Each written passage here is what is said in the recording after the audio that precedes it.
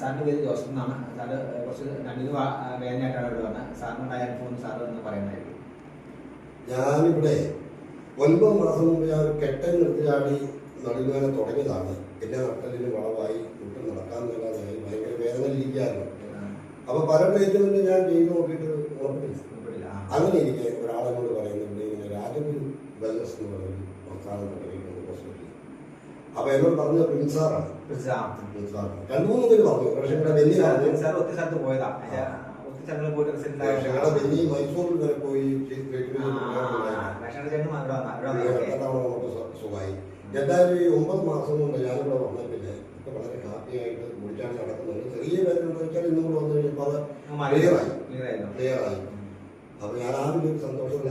സ്വന്തമായിട്ട് പണിയാൻ പറ്റി. ഇപ്പൊ ഒരു 10,000 രൂപ നഷ്ടം വന്നു എനിക്ക് വേദന ജോലി ചെയ്യാതെ. ഇപ്പൊ എനിക്ക് സ്വന്തം ചെയ്യാം. ഒരു കുഴപ്പമില്ല. ഇരിക്കോ പ്രശ്നമില്ല.